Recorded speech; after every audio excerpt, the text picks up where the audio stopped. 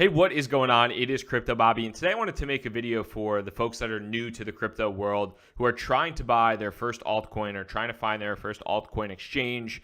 Maybe you just started getting into cryptocurrency, you just bought your first Bitcoin, Ethereum, Litecoin, perhaps on something like Coinbase, maybe on something like Gemini, or on whatever local exchange that allows you to take fiat and move that into cryptocurrency like Bitcoin or Ethereum. If you are new, if you're advanced, or if you're more advanced in the cryptocurrency world, if you've been trading for quite some time, this video probably isn't the best fit for you, so I'd recommend just going to the next one. But this is specifically for the newbies who are looking to get into cryptocurrency or looking to be able to move into altcoins or alternative investments, other crypto assets besides kind of the simple Bitcoin and Ethereum. And there are two altcoin exchanges that I primarily recommend. One is Bittrex. I've actually made a video about Bittrex before. If we pop over here into the Bittrex markets, I made a video about Bittrex before, which I'll link to below, about how you can buy your first altcoins utilizing Bittrex. But outside of that, one thing that I definitely would say about Bittrex is while I use Bittrex, probably about 50%, maybe about 50% of my altcoins, the other 50% I use for Binance. And for people that are new to the space, one issue that's happening right now with Bittrex is it's become so popular that they're shutting down new user registration as of the time of recording this. That might change by the time you're watching this.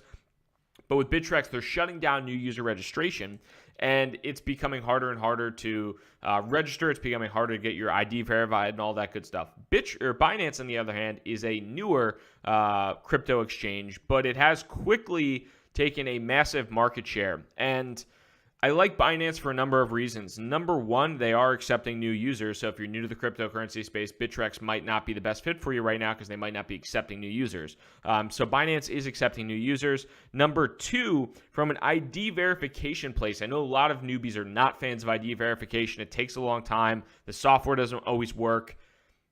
Binance does not require you to start off with ID verification. You can actually withdraw 2 Bitcoin worth of cryptocurrency on a daily basis with Binance. So as of the time of recording this, that's about $30,000 plus a day. I mean, that's a lot of money that you can potentially withdraw with Binance. So I want to walk you through just at a high level what the deal is with Binance, kind of why it's a pretty good place to trade altcoins and how you can utilize it to buy, sell, trade your crypto assets, maybe outside of Bitcoin, Ethereum, Litecoin, those type of things. Now, if you are new, if you don't have a Binance account yet, I'll have a link below. It's cryptobobby.com/Binance. It's a referral link, but if you sign up, would definitely appreciate the support going through that link. If not, no big deal. But I really do appreciate your time in watching this video regardless. So thank you in advance for that. Now, when you look at Binance, like I said, it is an altcoin exchange. Or an alt crypto asset exchange.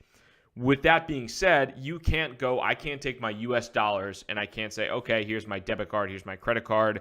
I'm going to buy Bitcoin or whatever cryptocurrency with that on Binance.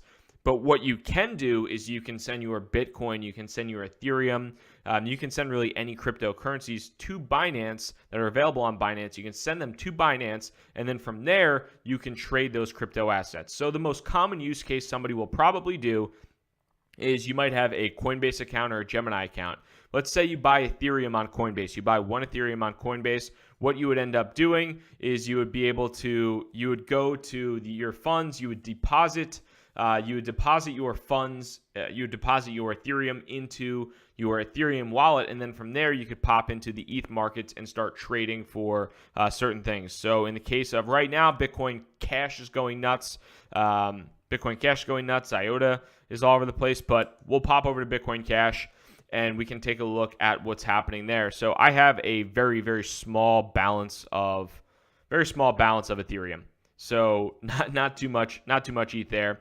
But when you're looking at this, once you send your Ethereum or your Bitcoin, so if it's a Bitcoin trading pair, you could send Bitcoin there. But a lot of people choose to send Ethereum because typically it's a little bit faster and the fees might be lower for the time being in terms of trading. So you would send your Ethereum to this address and it would go into your wallet. And then from there, you would have 3 different options when it comes to trading for new cryptocurrency. You can obviously scroll through here, find whatever cryptocurrency you like. And obviously there's quite a number of them. And one of the big benefits to Binance over Bittrex as well Bittrex is headquartered in the U.S., and they've recently come under a lot of regulatory and legal pressure as far as adding potential tokenized securities. So Binance is not headquartered in the U.S., and they've been a little bit more liberal in terms of adding new coins quickly. So if you're trying to find new crypto assets to trade, typically Binance will have them before, typically, not always, but typically Binance will have them before Bittrex. So something to consider. But as you go through this, and one of the nice things about Binance as well is they have 3 distinct types of orders that you can utilize. You can use limit orders, market orders, and stop limit orders. Not every exchange has this. Bittrex does not have this for the time being, and this is advantageous for a couple different reasons. Number one, if you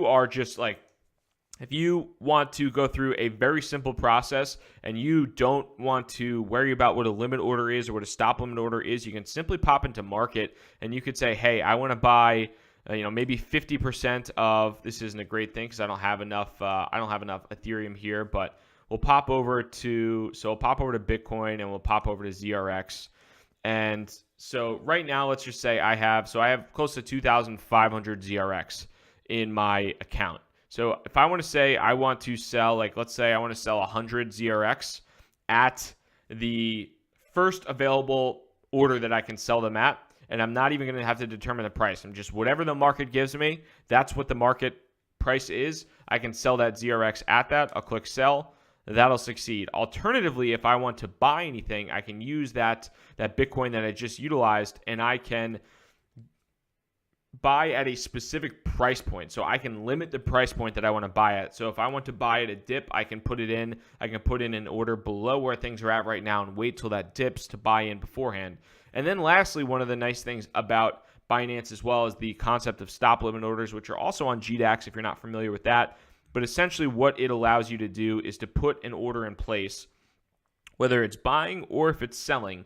And let's say I have like I said here, we have a good amount of ZRX, and I am scared right now that the market is going to collapse. The ZRX market is going to collapse, and if it goes under a certain price point, the floor is going to fall out from underneath it, and it's going to dip like crazy. So I want to sell another 100 ZRX, but what I'm going to do here is I'm going to look at the last price, and I'm going to say, okay, the last price was 0.0000342. So the stop that I want to put in place is going to be 0.0003.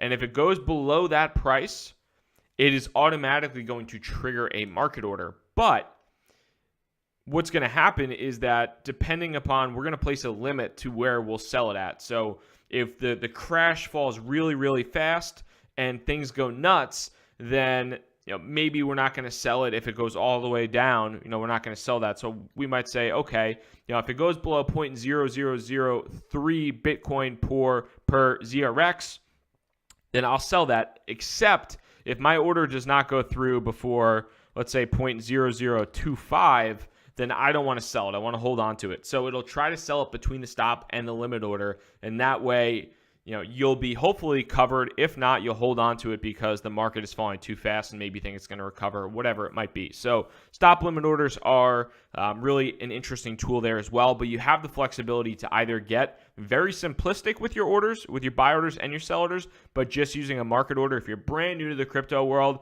this is the easiest place to get started.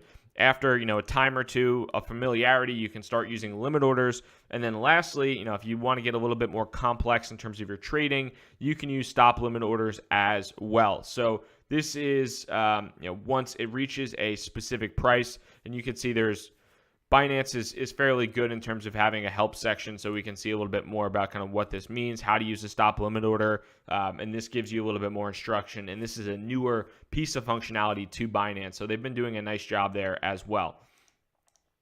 And then lastly, as we're kind of looking at all this stuff, I would say a few different things. So number one, with any of these altcoins, you always want to do your research before buying anything.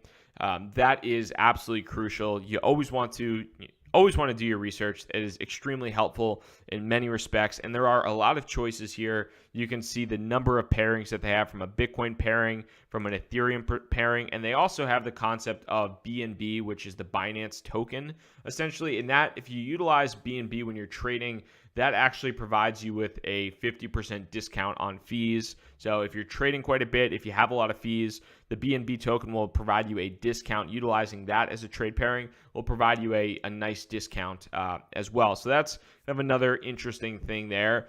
But this is just a very high level overview. Hopefully this was helpful for you and helps to shed some light as far as how you can go through the process of acquiring your first crypto assets, your first altcoins outside of Bitcoin, Litecoin, Ethereum, utilizing Binance. And again, there are a million other altcoin exchanges out there. I've used Bittrex. I still use Bittrex, but I've been around for a while, so I have full ID verification, everything like that within it. There's also the concept of there's also Poloniex. There's also things like Ether Delta. There's decentralized exchanges. There's Shapeshift. There are a number of different exchanges, but Binance is one of the ones that I do like. And then one of the last things I will say as well is that while I do like Binance, I do like Bittrex, it's always recommended to not keep your crypto on an exchange for an extended period of time. That is something that I would definitely recommend, is whether you're getting a Ledger Nano S, if you're getting a Treasure, if you have some type of other wallet, if you have paper wallets, whatever it might be, keeping your money on exchanges is not a security best practice. So keep that in mind. I use Binance personally for trading, and then I get my money off the exchange.